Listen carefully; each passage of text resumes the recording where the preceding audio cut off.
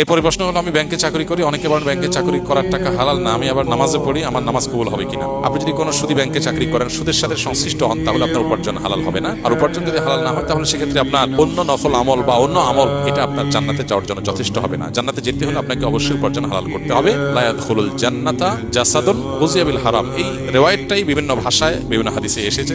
কোনটার ভাষ্যটা বিশুদ্ধ সূত্রে বর্ণিত হয়নি, তবে বিভিন্ন হাদিসের আলোকে এটা সুপ্রমাণিত যে শরীর হারাম দ্বারা গঠিত হয়েছে, যে গোশত হারাম দ্বারা গঠিত হয়েছে, সেটা জান্নাতে প্রবেশ করবে না। নবী সাল্লাল্লাহু আলাইহি ওয়াসাল্লাম পরিষ্কারভাবে বলেছেন, অনেক দূর থেকে একজন এসে কাবা তওয়াফ করে, দোয়া করে, আল্লাহর কাছে দুহাত তুলে কাবা শরীফকে সামনে রেখে চোখের পানি ফেলে অনেক কষ্ট করে সফর করে আসে, কিন্তু তার দোয়া কবুল হয় না। কেন? কারণ তার শরীর, তার কাপড় চোপড়, সম্পদ সহ এগুলো হারাম দ্বারা গঠিত হয়েছে। এই জন্য ব্যাংকে, যদি ব্যাংকে আপনি চাকরি করছেন, সুদের কারবারের সাথে জড়িত আছেন, নবী সাল্লাল্লাহু আলাইহি ওয়াসাল্লাম বলেছেন, লাআনাল্লাহু আকালার রিবা ওয়া মুকিলাহু ওয়া শাহিদাহু ওয়া কাতিবাহু ওয়া শাহিদাইহি, সুদের দাতা, সুদ গ্রহীতা, সুদের লেখক, সুদের সাক্ষী, সুদের সাথে সরাসরি সংশ্লিষ্ট যত মানুষ আছে, এই সবার উপর আল্লাহ তাআলা লানত বর্ষিত হয়। সেজন্য আপনার হারাম উপার্জন ছেড়ে হালাল উপার্জনের দিকে আপনাকে আসার চেষ্টা করতে হবে।